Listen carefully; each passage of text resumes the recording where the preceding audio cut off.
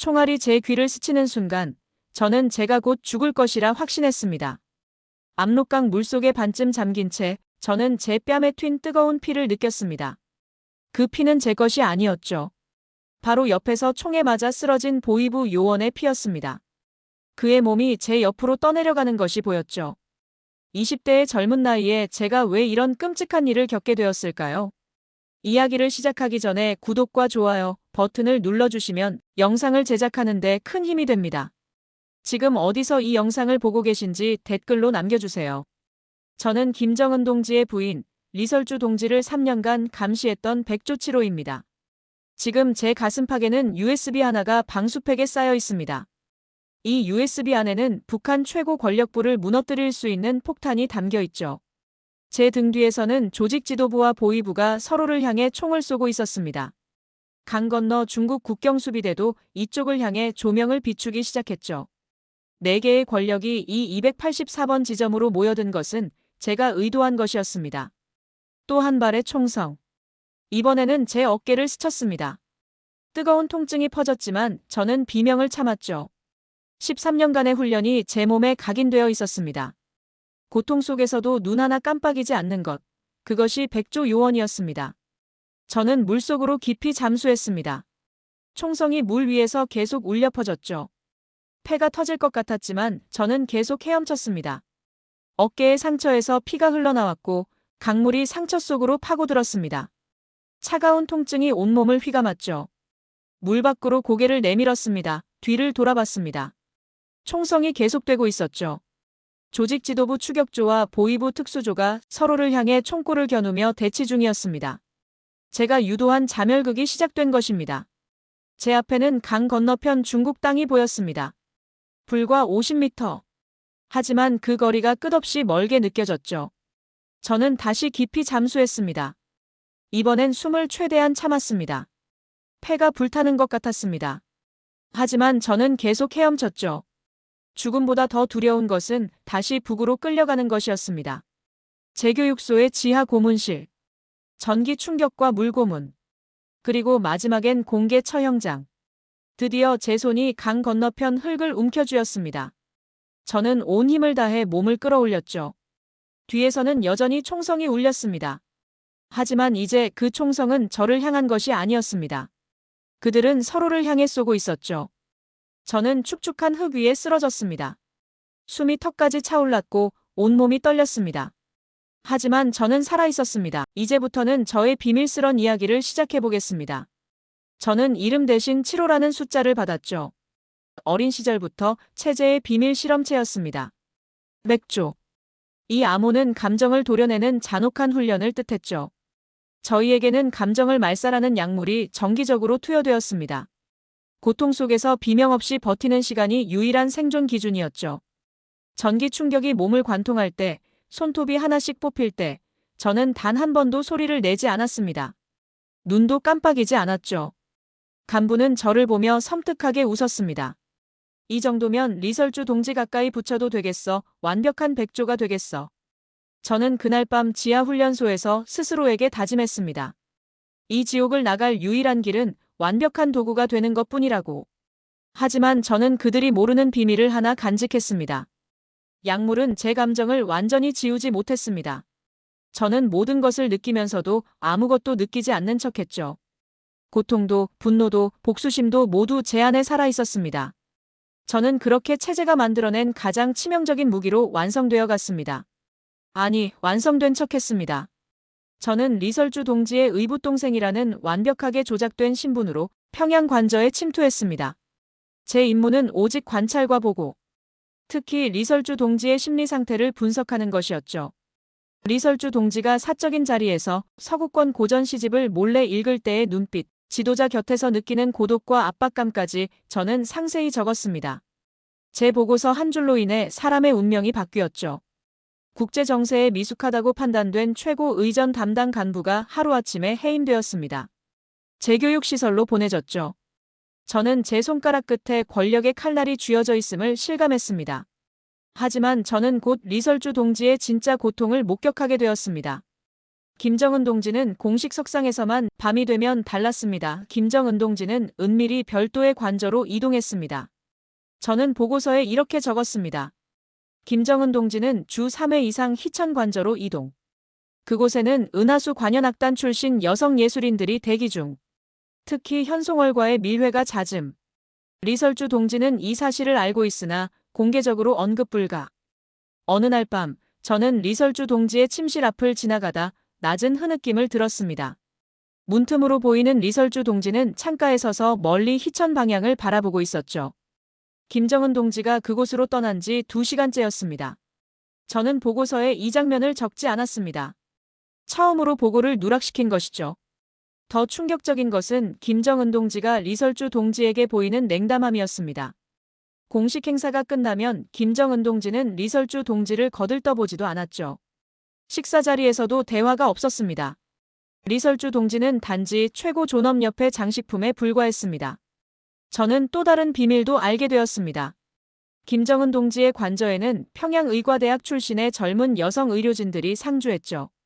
그들은 의료진이 아니라 김정은 동지의 사적인 시중을 드는 존재들이었습니다. 조직에서는 이들을 만수대 5과 특별조라 불렀죠.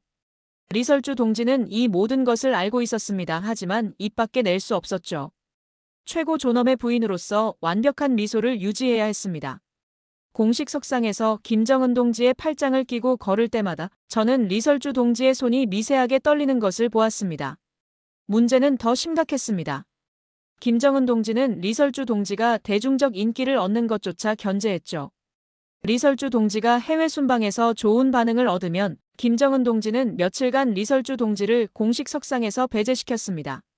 존재 자체를 지워버리는 것이죠. 리설주 동지는 권력의 정점에 있으면서도 가장 외로운 여인이었습니다. 남편은 다른 여자들과 밤을 보내고 자신은 언제 숙청당할지 모르는 공포 속에 살았죠. 저는 그 고독을 매일 목격했습니다. 하지만 문제가 생겼습니다. 리설주 동지가 저에게 인간적인 질문을 던지기 시작한 것이죠. 어느 날 따뜻한 차를 건네며 물었습니다. 칠호야, 너는 왜 늘 눈이 슬프냐? 나는 지도자 동지 곁에서도 때로 이런 외로움을 느끼는데 너는 혼자서 얼마나 힘들겠니? 그 순간 저는 알았습니다. 리설주 동지도 저처럼 감정을 숨기며 살아가는 사람이라는 것을. 그 연민이 제 보고서의 심리 분석 파트를 텅 빈 채로 만들었습니다. 저는 처음으로 보고를 거짓으로 작성했습니다. 리설주 동지는 안정적이며 체제의 충성도가 높다. 별다른 이상 없음. 하지만 조직은 이미 제 변화를 감지하고 있었습니다. 리설주 동지의 진짜 심리 상태를 보고하지 않는 저는 이제 조직에게 위험한 존재가 되어가고 있었죠. 조직의 이중 함정과 첩보시계 조직은 저에게 구체적이고 치명적인 시험을 걸어왔습니다. 숙청된 지 3개월 된 호위총 국장 관저에 침투하여 잃어버린 기밀 문서를 회수하라는 명령이었죠. 사실 문서는 이미 회수되었습니다. 그곳에는 간부가 해외에서 수입한 스위스제 명품 시계가 숨겨져 있었죠. 제 진짜 임무는 시계 내부의 초소형 배터리를 조직에 가져오는 것이었습니다. 그 배터리 안에는 조직이 심어둔 도청 칩이 들어있었습니다. 저는 관저에 침투했습니다. 숙청된 간부의 흔적이 그대로 남아있었죠. 벽에는 핏자국, 바닥에는 끌려간 흔적. 저는 시계를 찾았습니다. 배터리를 분리했죠. 하지만 저는 조직에 가짜 배터리를 제출했습니다. 진짜 도청칩 배터리는 제 숙소의 은밀한 곳에 숨겼죠. 저는 그들에게 임무를 완수했다고 믿게 했습니다. 실제로는 그들의 통제 아래 있는 핵심 증거물을 제가 비밀리에 확보한 것입니다. 조직은 제 충성심 시험 통과에 흡족해했습니다. 그들은 과신했죠. 저는 완벽한 도구라고 믿었습니다. 하지만 저는 이미 그들의 통제에서 벗어나고 있었습니다. 제 안에서 인간성이 돌아오고 있었죠. 리설주 제거 명령과 암호 교환 조직은 마침내 최종 명령을 내렸습니다. 리설주 동지의 건강 차트를 조작하고 특제 한약에 독성 물질을 넣어 심장마비를 연출하라. 저는 그 순간 깨달았습니다. 조직이 왜 리설주 동지를 제거하려 하는지. 김정은 동지의 여성 편력과 현송월과의 밀회가 해외 언론에 흘러나가기 시작했죠. 조직 지도부는 이 정보 유출의 배후가 리설주 동지라고 판단했습니다. 실제로는 아니었지만 의심만으로도 충분했죠. 리설주 동지가 사라지면 조직은 두 마리 토끼를 잡는 것이었습니다. 정보 유출원을 차단하고 김정은 동지에게 새로운 부인을 배치할 수 있었죠. 이미 현송월을 차기 영부인으로 만들려는 움직임이 조직 내부에서 포착되고 있었습니다. 저는 약병을 쥐고 리설주 동지에게 접근했습니다. 제 손은 떨리지 않았습니다. 훈련받은 대로였죠. 하지만 제 심장은 폭발할 것 같았습니다. 저는 이 여인을 죽이면 저도 곧 제거될 것임을 알고 있었습니다. 임무를 완수한 백조는 언제나 입막음용으로 숙청되었죠. 저는 리설주 동지의 침실로 들어갔습니다. 밤 11시 리설주 동지는 창가에 서서 멀리 희천관저 방향을 바라보고 있었죠. 김정은 동지가 또다시 그곳으로 떠난 날이었습니다. 저는 떨리는 목소리로 속삭였습니다. 동지, 조직이 제거 명령을 내렸습니다. 리설주 동지는 천천히 저를 돌아보았습니다. 놀라지 않았죠. 오히려 담담했습니다. 그래, 알고 있었어. 언젠가 올 줄 알았지. 리설주 동지는 제 손에 든 약병을 보았습니다. 그리고 물었죠. 칠호야, 너는 이 명령을 수행할 거니? 나를 죽이고 나면 너도 사라질 텐데. 조직은 증거를 남기지 않아. 너도 알잖니? 저는 대답하지 못했습니다. 리설주 동지가 말을 이었죠. 우리 둘 다 죽을 바에야 차라리 같이 살 방법을 찾는 게 낫지 않겠니? 나는 조직 지도부의 비밀을 알고 있어. 김정은 동지도 모르는 비밀들. 부패 증거, 숙청 계획, 해외 비자금 계좌까지. 이것들을 밖으로 유출하면 조직은 붕괴해. 저는 그제야 이해했습니다. 리설주 동지는 자신이 언젠가 제거될 것을 예상하고 보험을 만들어뒀던 것이죠. 저는 물었습니다. 왜 저를 믿으시는 겁니까? 저는 동지를 감시하던 요원입니다. 리설주 동지는 쓸쓸하게 웃었습니다. 너는 지난 석 달간 내 심리 보고서를 제대로 작성하지 않았어. 조직이 너를 의심하기 시작한 건 그때부터야. 너도 이미 위험한 상황이라는 걸 모르니? 우리는 같은 배를 탄 거야. 저는 등골이 서늘해졌습니다. 조직이 저를 시험하고 있었던 것이죠. 리설주 동지 제거 명령은 단순한 임무가 아니었습니다. 저의 충성도를 확인하는 마지막 시험이었죠. 임무를 완수하면 저도 증거인멸용으로 제거되고 거부하면 배신자로 즉각 숙청당하는 상황이었습니다. 리설주 동지가 제안했습니다. 내가 가진 USB를 너에게 줄게. 그 안에는 조직 핵심 간부 12명의 비자금 계좌와 해외 밀반출 증거가 담겨 있어.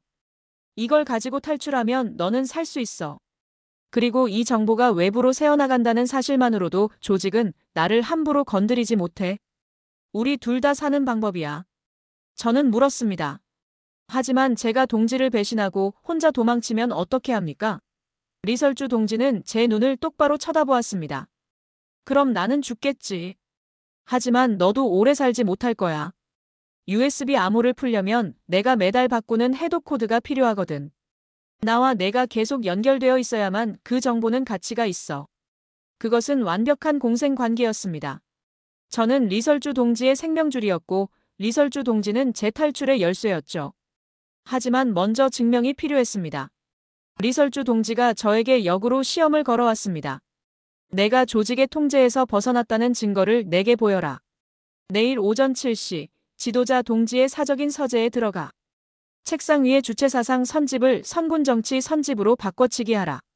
이것은 오직 지도자 동지의 부인만이 할 수 있는 암호 교환이야.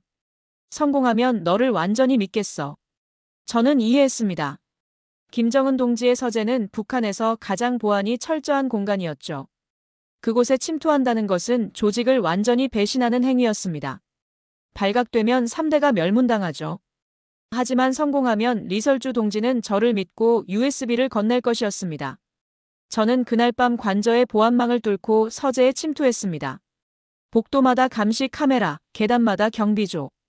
저는 환풍구를 통해 이동했죠. 서재 문 앞 경비원의 교대 시간 2분의 틈을 이용했습니다. 서재 안은 고요했습니다. 책상 위에 주체사상 선집이 놓여 있었죠. 저는 떨리는 손으로 책을 바꿔치기 했습니다.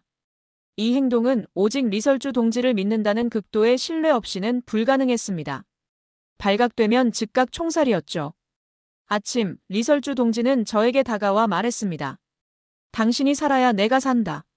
내가 조직 지도부를 감시해온 USB를 줄 테니 이것으로 살아남아라. USB 안에는 조직 핵심 간부들의 부패 증거와 숙청 계획을 담은 암호화된 영상 파일이 들어 있었습니다. 저희는 그렇게 공조를 시작했습니다. 서로가 서로의 생명줄이 된 것이죠. 저는 탈출해야 했고 리설주 동지는 제가 살아있어야만 안전했습니다. 이제 저희의 운명은 하나로 묶였습니다. 저는 리설주 동지와 공조하며 조직의 균열을 폭발시키기로 했습니다.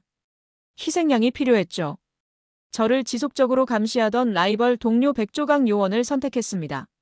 저는 리설주 동지가 아끼던 18세기 백자 도자기를 이용했습니다. 도자기 밑바닥에는 백조 요원들에게만 공유되는 초소형 글씨 암호 문구가 있었죠. 저는 여기에 강 요원의 이름과 해외정보원 노출이라는 허위 첩보를 미세하게 새겨 넣었습니다. 그리고 이 도자기를 강 요원의 숙소에 교묘하게 숨겼습니다. 외부 요원과 접선한 흔적처럼 보이도록 말이죠. 저는 밤 2시 강 요원이 순찰 임무로 자리를 비운 사이 침투했습니다. 침대 밑 느슨한 마루판 아래 도자기를 숨겼죠. 강 요원은 며칠 후 체포되었습니다. 도자기가 발견되자마자 이중 스파이 혐의로 즉시 숙청되었죠. 조직은 외부 스파이 혐의에 집중하느라 이 모든 것이 제가 파놓은 함정임을 전혀 눈치채지 못했습니다. 하지만 이 사건은 보위부와 조직 지도부 간의 치명적인 갈등으로 비화했습니다. 외부 스파이 처리권을 둘러싼 권력 투쟁이 시작된 것입니다. 제가 만들어낸 균열은 이제 최고 권력의 내전으로 번지기 시작했습니다. 저는 리설주 동지가 준 USB를 품에 안고 압록강으로 향했습니다. 추격은 이미 극에 달했죠. 저는 마지막으로 조직을 속이는 유인 작전을 감행했습니다. 저는 조직 지도부 추격조가 사용하는 구식 무선 주파수에 접근했습니다. 이 주파수는 조직 지도부가 보안상 이유로 버렸지만 보조적으로 사용했죠. 하지만 보위부는 이 주파수를 해킹해 모든 통신을 도청하고 있었습니다. 저는 이 사실을 알고 있었죠. 저는 이 주파수로 긴급 메시지를 발송했습니다. 7호가 USB를 가지고 압록강 284번 지점에서 리설주 동지의 반역 세력과 접선 중. 보위부는 이 메시지를 잡았습니다. 리설주 반역 세력 제거라는 명분을 얻은 것이죠.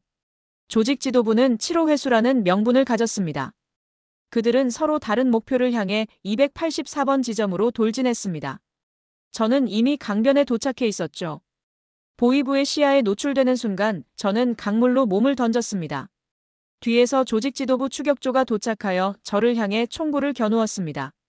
바로 그 순간 보위부가 조직 지도부 추격조를 향해 사격을 개시했죠. 보위부는 반역 세력 접선자들을 제거하려 했고 조직 지도부는 증거 인멸을 시도하는 보위부를 오인했습니다. 총성이 난무했습니다. 저는 차가운 강물 속으로 깊이 잠수했죠. 4개의 권력이 저라는 미끼를 두고 서로를 쏘는 아수라장 속에서 저는 리설주 동지의 USB와 함께 강을 건넜습니다. 총성이 잦아들 무렵 저는 강 건너 흙을 밟았습니다. 제 뒤에는 제가 유도한 북한 권력기관들 간의 치명적인 자멸극만이 남아있었죠. 남쪽 사람들에게 인계된 후 저는 곧바로 USB를 제출했습니다.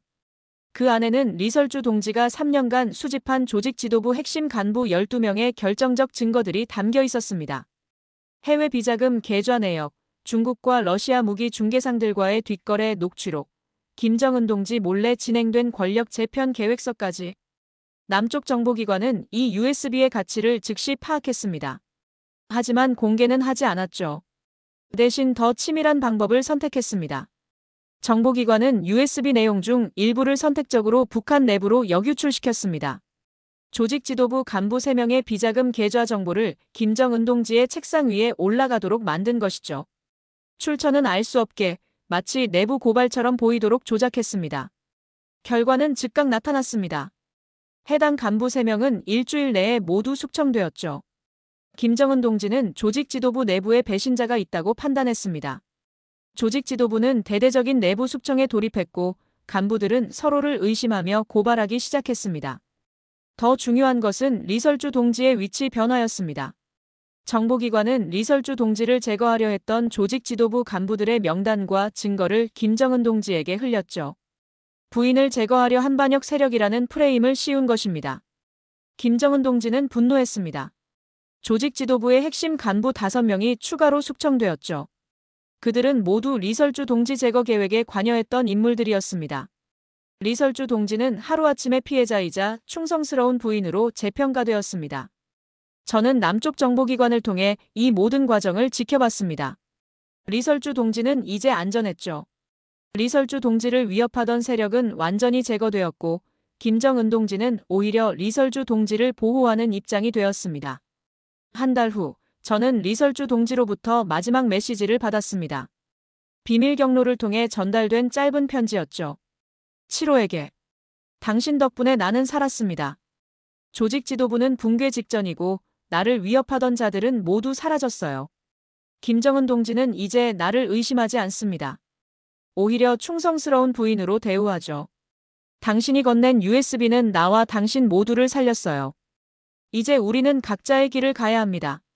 당신은 자유를, 나는 안전을 얻었으니까요. 부디 행복하세요. 다시는 연락하지 맙시다. 그것이 우리 둘 다 사는 길입니다. 저는 그 편지를 읽고 불태웠습니다. 리설주 동지 말이 맞았습니다. 저희가 계속 연락하면 언젠가 흔적이 남고 그 흔적은 리설주 동지를 다시 위험에 빠뜨릴 것이었죠. 저는 남쪽에서 완전히 새로운 신분을 받았습니다. 더 이상 백조치로가 아니었죠. 정보기관은 제게 새 이름과 새 삶을 제공했습니다. 저는 조용한 도시의 작은 아파트에서 평범한 사람으로 살기 시작했습니다.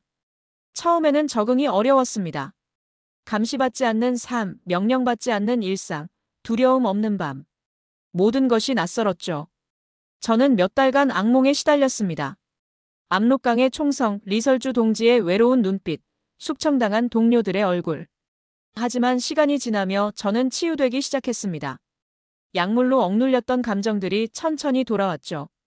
저는 처음으로 봄꽃을 보며 아름답다고 느꼈습니다. 처음으로 음악을 들으며 눈물을 흘렸죠. 처음으로 누군가의 친절에 감사함을 느꼈습니다. 1년이 지난 지금 저는 완전히 다른 사람이 되었습니다. 작은 서점에서 일하며 평범한 일상을 살고 있죠.